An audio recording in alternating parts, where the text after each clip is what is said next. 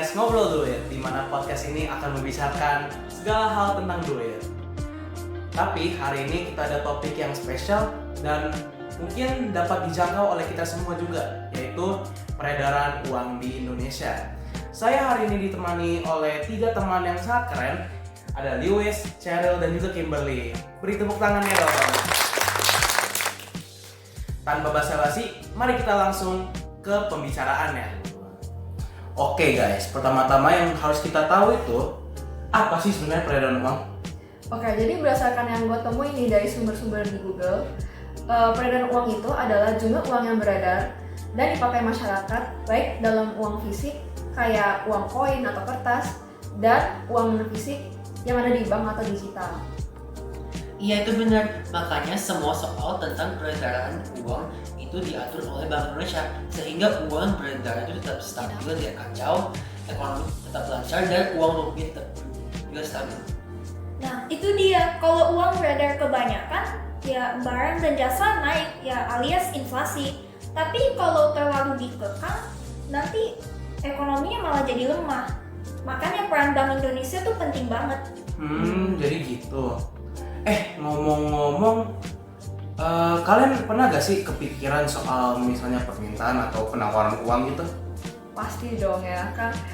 Seingat gue ya, permintaan uang itu basically kayak jumlah uang yang masyarakat pengen punya atau minta. Jadi ini tuh juga dipengaruhi sama beberapa hal, kayak misalnya buat bayar sehari-hari atau juga buat berjaga-jaga dan juga spekulasi gitu. Bukannya ada faktor-faktornya ya, tapi saya lupa. Pastinya tingkat harga masuk sih. Soalnya kalau harga barang sama jasa makin tinggi, permintaan uang juga makin tinggi. Kan masyarakat bakal perlu lebih banyak uang untuk bayar harga-harganya. Iya, itu benar-benar juga. Kalau gitu, kan suku bunga kan juga menjadi satu faktor. Karena semakin tinggi suku bunga, maka artinya semakin rendah juga permintaan masyarakat terhadap uang. Oke. Jadi intinya itu ada beberapa faktor yang bikin permintaan uang itu naik turun ya. Misalnya tingkat harga sama suku bunga yang udah disebut. Oke, jadi next kita move on ke penawaran uang yang kalau secara singkat pengen dijelasin itu kayak kira-kira jumlah duit yang tersedia di ekonomi kita itu gimana? Ya benar, jadi kalau misalnya ada permintaan pasti juga ada penawaran. Nah, tadi gue sempet nih baca-baca juga faktornya, tapi jujur banyak banget ya. Jadi gue sebutin 3 aja. Yang pertama tuh ada tingkat bunga. Jadi artinya tuh kalau misalnya bunga tinggi, orang bakal mikir mending simpan aja di bank gitu daripada belanja. Terus yang kedua tuh ada inflasi. Nah, ini tuh artinya harga lagi naik gila-gilaan. Jadi bank sentral biasanya ngurangin jumlah duit biar nggak makin parah. Yang ketiga itu ada produksi dan pendapatan nasional. Kalau misalnya ekonomi lagi lesu, pemerintah bisa bantu nambah duit biar peredaran lebih ramai. Terus ya yang lain paling nilai tukar rupiah, kondisi kesehatan, dan juga penduduk. Ya kira-kira gitulah ya buat pengertian dasar peredaran uang dan permintaan dan penawaran uang juga. Sekarang gue pengen bahas kasus nyata, yaitu uang palsu yang belakangan ini sempat muncul di Indonesia. Tapi tenang aja sih, meskipun ada kasus ya jumlahnya sebenarnya sedikit dan semakin menurun untungnya. Ya, gue juga sempat baca ya rasio uang palsu tuh sebenarnya ya semakin menurun. Misalnya di 2024 itu 4 ppm, terus awal 2025 cuma 1 ppm. Jadi jauh lebih aman dibanding dulu. Iya. Tapi tetap ada kasus, kayak di Pontianak sama Wonosobo. Ada orang yang ketangkap lagi nyoba pakai atau ngeedarin duit palsu yang kualitasnya super rendah. Nah, itu jadi artinya kualitasnya rendah banget ya. Jadi kan Pasti ketahuan kan? Iya, gampang banget. Nah, makanya masyarakat itu dianjurkan dan dididik juga biar selalu teliti. Bank Indonesia tuh pakai prinsip 3D tau, dilihat, diraba, dan juga diterawang. Jadi uang palsu itu bisa ketahuan dari kita sendiri juga. Oke, dilihat itu berarti kayak merhatiin warnanya gitu, desainnya, karena pasti beda. Terus ada juga diraba itu pasti rasanya ya beda sama uang asli. Sama di Terawang itu bisa dilihat watermarknya.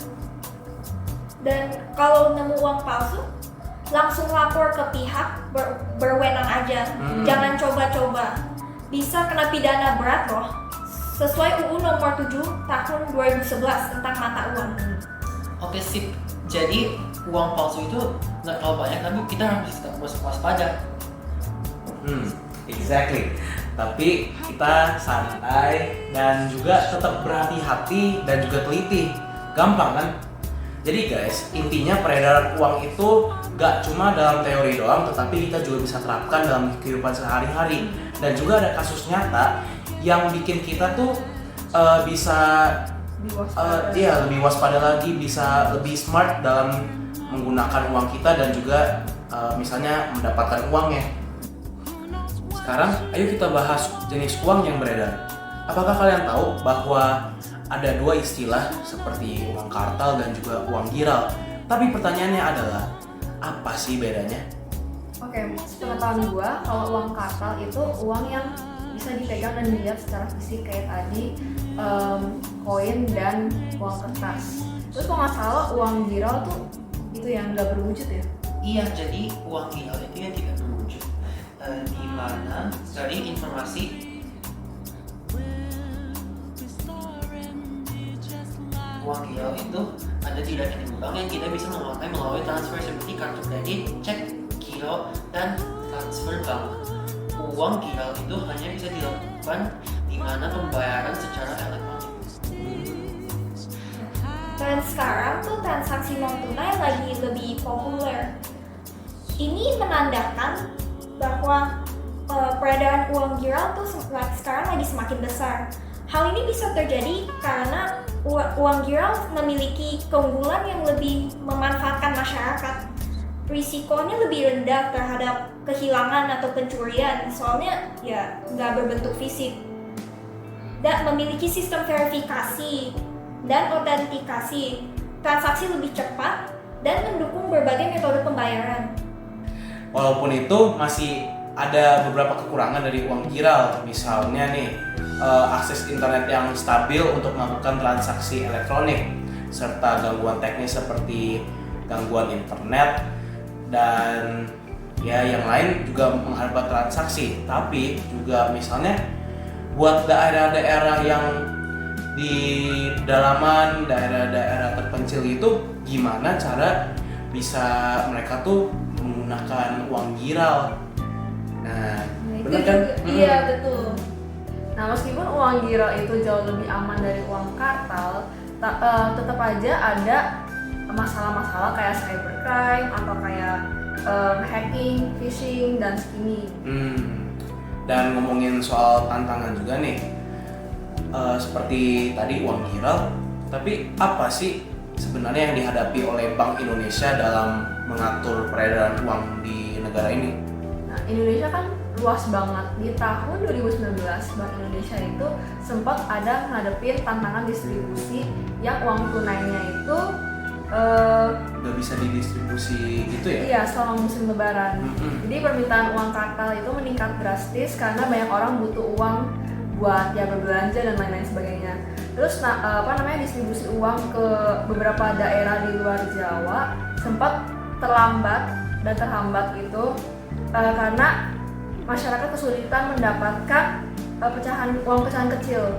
Jadi hal ini menyebabkan beberapa orang harus ke antri panjang di bank atau ATM buat gara-gara transaksinya juga terganggu gitu. Jadi Bank Indonesia kemudian merespon dengan mempercepat pengiriman uang dan meningkatkan stok uang kartal di daerah tersebut.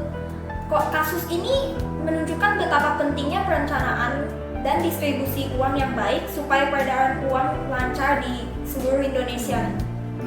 Nah, masalah uang palsu itu juga tidak disepelekan. BI sudah berkomitmen untuk mengedukasi masyarakat tentang uang palsu.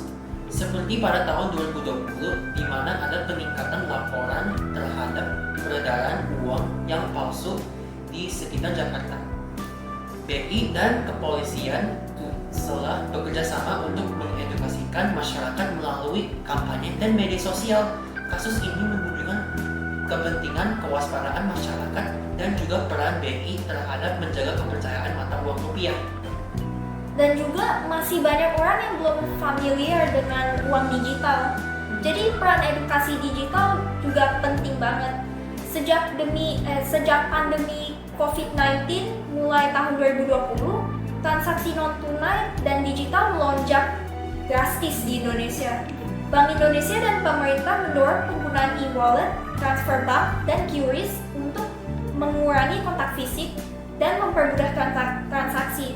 Hal ini mempercepat tren peredaran uang giral dan memperkecil ketergantungan pada uang kartal. Tapi di sisi lain, tantangan muncul bagi daerah yang akses internet dan literasi digitalnya masih rendah banget.